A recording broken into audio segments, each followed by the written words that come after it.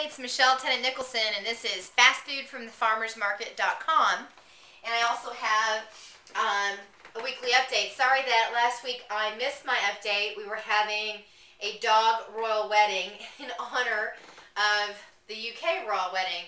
So if you haven't seen videos, we got on ABC TV and had my husky is a rescue from the Humane Society, and so is my business partner's Springer Spaniel. So check that out at my blog.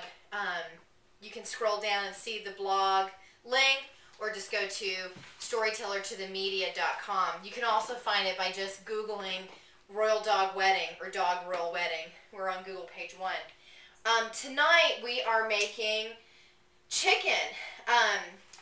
We had a hard week. By the way, I'm still on my plateau. Last week my plateau broke because JillianMichaels.com, I've got a coach over there and a nutritionist, and they had me eating 2,000 calories a week, and along with my exercise and circuit work. I've been doing cardio, my spinning classes 4 to 5 times a week, and then my circuit training 4 to 5 times a week.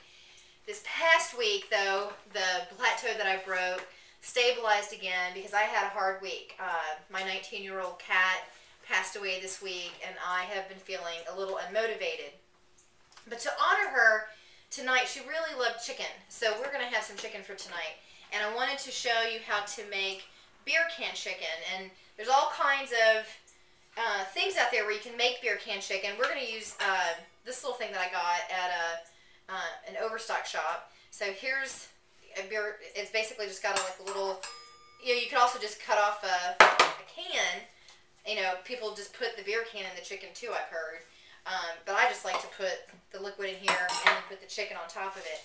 I'd also want to just quickly, for those of you who are raised suburban, now sustainable, like some of us, maybe you don't know what to do with the chicken when you get it. When you get your chicken, you want to open the bag and then take the guts out of the inside. We get the organic chicken, but it still comes with gizzards and stuff inside. I wash out our sink and then just rinse the chicken really well in the sink, and I keep the gizzards. I throw away the neck, but I keep the gizzards for my dog.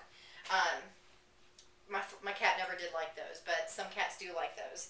So here's what we're going to do: is we're going to put vegetables in this tray, and I've got the grill heated, and I've got this tray so that it can catch some of the beer as it's dripping over for the.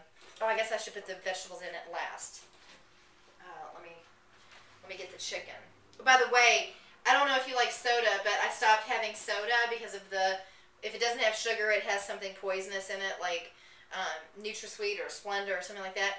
This is Dr. Zevia. It tastes just like Dr. Pepper, but it's made with stevia, which is a natural sweetener. So a healthy soda. Hello, delicious. 0 calories. Been loving that. So check that out if you like soda like I do. Okay, so here the chicken's been washed. He's all good. They do like for you to season it. So let's just do that real quick. You just kind of rub it down. I'm going to use Spike. Always want to be clean when you're using chicken. Even though it's organic, you still don't want to be sick or get all your stuff contaminated, okay? This tray is going to be in the heat in a second, so that's fine. But I'm just going to season it just like you would seasonal inside. And I'll wash everything up good too. I'm even going to put a little bit here and then rub him in good. Nice and rub him in. Okay, and then I'm just going to I will wash this before I hand my husband his beer, because I'm only going to use half of this, and then he's going to use the rest. So, just letting you know that I am going to be clean about that, okay? Whoop, a little run over. Just put the beer in there. Fill them up. And then we're going to put the chicken on like that. Can you see him? There he is. And then we're going to put the vegetables around that. wash my hands real quick.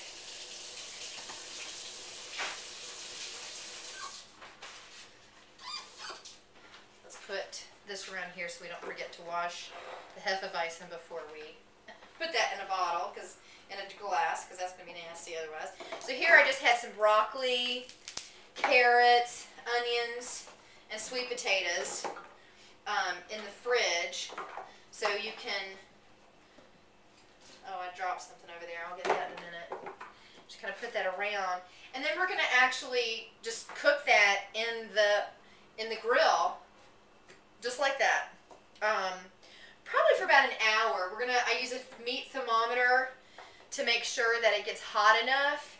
And I think the temperature is about 170. I gotta check that. I usually check that on my meat thermometer guide, because they'll tell you like how much chicken should be before it's safe to be eaten.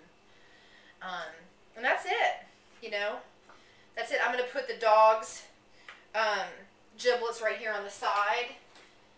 They might cook a little earlier, so I'll watch that. Let me wash my hands again, and then that's it. Now I have something else here to show you. Just wanted to wash my hands. Ugh, you know, chicken jizz, gross. These are something I read about when we were doing our garden. I have this little book. These are those gloves that you use in the shower. Well, I got a new pair, and I'm using it to scrub the vegetables. Isn't that great? I've read that in a magazine. Great idea. And here, I just wanted to show you what we're going to have for dessert, which is great. I had some pineapple, some apples, and some mango.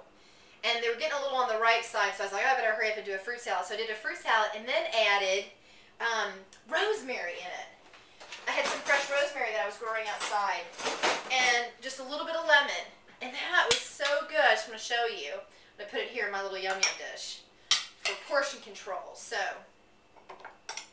there it is.